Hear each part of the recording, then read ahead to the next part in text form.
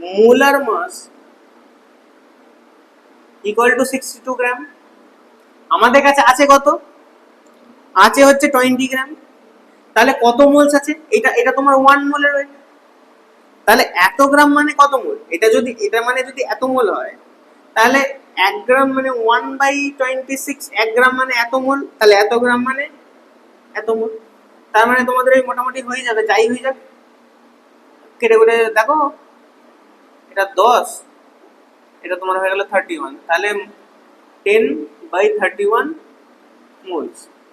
আমি এই রাখলাম যে 22 আচ্ছা এমএল আছে তো, তাহলে এক কাজ করে এই করে দাও, এত এমএল মানে 1 মোল, সেটাকে গ্রামে হয়ে যাবে তোমার 46 গ্রাম C2H5OH, হ্যাঁ কি না?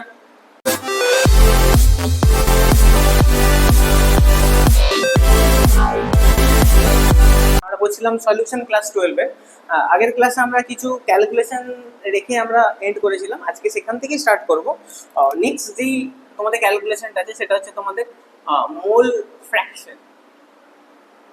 মোল ফ্র্যাকশন মোল ফ্র্যাকশন যদি আমরা বলি, তাহলে আমাদেরকে বলা হবে total number of moles of solute and solvent, ঠিক আছে? আচ্ছা এক কাজ, সলিড প্লাস সলভেন্ট বাদ দাও, শুধু সলিউশন লিখে দাও, তাই তো কাজ মিটে যায়। Total number of moles of solution by উপরে। এবার তুমি ধরো মোল ফ্র্যাকশন কার বার করতে চাইছো? মোল ফ্র্যাকশন হয় তুমি সলভেন্টের বার করবে, আর নাহলে সলিউটের বার করবে, আর নাহলে কোনো একটা কম্পোনেন্টের বার করবে।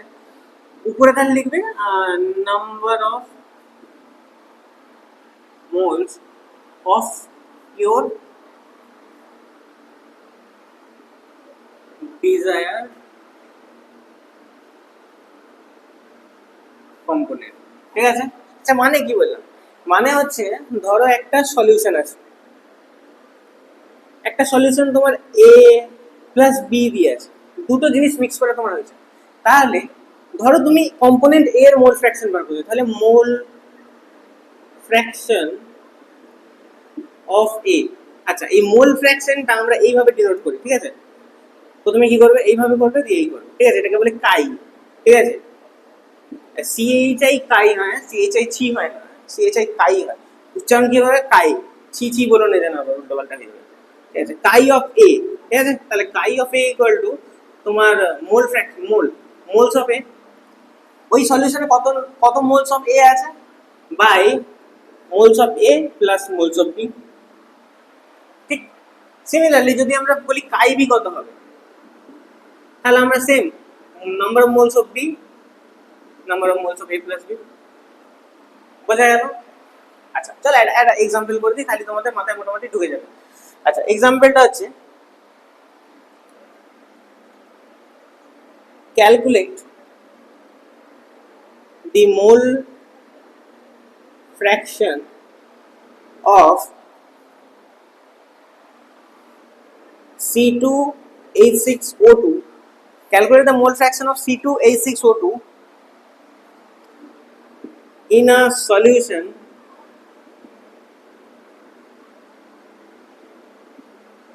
containing 20% of C2H6O2 by mass. এখানে আমি দিয়ে দিলাম সলভেন্ট যেটা আছে, সলভেন্ট আছে তোমার ওয়াটার। এটা তোমার কোশ্চেন কি বললাম, calculate the mole fraction of C2H6O2 in a solution containing 20% C2H6O2 by mass. যেখানে যেটা নোট করার জিনিস এইটা বাই মাস, তাহলে দেখো এটা মাস পার্সেন্টেজ দেওয়া আছে, তার মানে কি W/W পার্সেন্টেজ দেওয়া আছে। তার মানে যদি আমার টোটাল যে সলিউশনটা সেটা যদি আমার 100 গ্রামস এর হয়, তাহলে আমার H2O আছে 80 গ্রামস, আর এই যে C2H6O2 এটা আমার কথা আছে 20 গ্রাম। যদি এইটুকু করে নিতে পারো তোমাদের মোটামুটি 50% তো অঙ্ক হয়েই গেছে। এবার দেখা যাক, এবার বাকি তো ক্যালকুলেশন চলবে। তাহলে এটা মাস বলেছে, বাই মাস বলেছে, তাহলে ওয়েট বাই ওয়েট। তাহলে 100 গ্রামের মধ্যে 80 গ্রাম হচ্ছে H2O আর C2H6O2 হচ্ছে 20 গ্রাম। আচ্ছা এবার দেখো এই 80 গ্রামসের মধ্যে H2O কত মোলস আছে আর 20 গ্রামসের মধ্যে C2H6O2 কত মোলস আছে, কত মোলস আছে কি করে বার করবো? তাহলে তোমাদেরকে আগে মোলার মাস ক্যালকুলেট করতে হবে, C2H6O2। তাহলে C কটা আছে, দুটো কার্বন, তাহলে 2 × 12 তাহলে 24 গ্রাম। হাইড্রোজেন 6টা আছে, তাহলে 6 গ্রাম হাইড্রোজেনের জন্য। আর অক্সিজেন আছে দুটো, তাই 16 × 2 16 করে কত, 16 2 32 গ্রাম। তাহলে টোটাল কত হয়, আর 10 12 5 আর 6 62 গ্রাম, তাই তো? দেখে নাও একটু ভালো করে। 12 2 24, 6টা হাইড্রোজেনের 6 আর দুটো অক্সিজেন 16 2 32, তাহলে 6 2 8 9 10 12 আর 2 3 5 62 গ্রাম। তাহলে C2H6O2 molar mass equal to 62 gram. আমাদের কাছে আছে কত, আছে হচ্ছে 20 গ্রাম। তাহলে কত মোলস আছে, এটা এটা তোমার 1 মোলের ওয়েট। তাহলে এত গ্রাম মানে কত মোল, এটা যদি এটা মানে যদি এত মোল হয়, তাহলে 1 গ্রাম মানে 1/26, 1 গ্রাম মানে এত মোল, তাহলে এত গ্রাম মানে এত মোল। তার মানে তোমাদের এই মোটামুটি হয়ে যাবে, যাই হয়ে যাবে। কেটে কেটে দেখো, এটা 10, এটা তোমার হয়ে গেল 31, তাহলে 10/31 মোলস। আমি এই রাখলাম, আর বেশি ভাঙাভাঙি করলাম না, ভাঙাভাঙি তোমরা করবে ক্যালকুলেশন। সেম H2O, H2O একটা ওয়েট কত, দুটো হাইড্রোজেনের জন্য 2 আর একটা অক্সিজেনের জন্য 16, তাহলে 18 গ্রাম। কত আছে, 80 গ্রাম আছে। তাহলে 18 গ্রামে যদি 1 মোল হয়, তাহলে 1 গ্রামে 1/18 মোল, আর 80 গ্রামসে 1/18 × 80, ঠিক আছে? যা হবে হবে, এটা 9 দিয়ে দাও আর এটা 40 দিয়ে দাও, তাহলে 40/9 মোলস। এত দূর অবধি হলো। তাহলে H2O বেরিয়ে গেছে কত, H2O কত আছে, 40/9 মোলস আছে, ঠিক আছে? এবার ব্যাস মোল ফ্র্যাকশনের অঙ্কতে যেমন আছে ফেলে দাও। দাঁড়াও একটুখানি ইরেজ করে দিই। মোল ফ্র্যাকশনের অঙ্কতে যেমন আছে ফেলে দাও। তাহলে আমার কি বার করতে হবে, calculate the mole fraction of C2H6O2।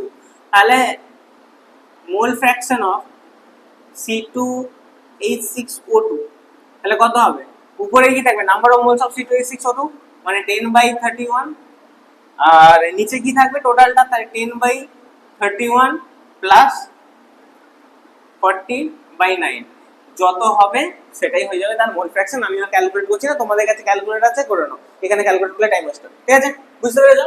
তাহলে এটা হয়ে গেল তোমাদের মোল ফ্র্যাকশনের অঙ্ক, এইভাবে করলে করতে পারে। আচ্ছা এটা যেমন মাস আছে, এটা যদি বাই ভলিউম থাকতো তখন ভলিউমে দিতে, এমএল থেকে গ্রামে কনভার্ট করতে, গ্রামে কনভার্ট কি করে, এমএল থেকে কি করে গ্রামে কনভার্ট করতে, মোল কনসেপ্ট থেকে আমরা কি জানি, 24 লিটার ইকুয়াল টু তোমার 1 মোল হয়, সেটাই তোমার একটা মোলের মোলার মাস হয়। তাহলে এইখান থেকে লিটার থেকে গ্রামে কনভার্ট করে দিতে পারবে, ঠিক আছে? আচ্ছা ঠিক আছে, আমি চেষ্টা করছি একটা অঙ্ক করে দেখানোর। ওকে, সেম আমি ধরে নিচ্ছি যে একটা সল্ট অ্যান্ড ওয়াটার আছে, সল্ট অ্যান্ড ওয়াটার সলিউশন আছে, 20% সল্ট বাই ভলিউম। আর তোমাকে মোল ফ্র্যাকশন বার করতে দিয়ে দিয়েছে দুটোরই, বলেছে মোল ফ্র্যাকশন বার করো,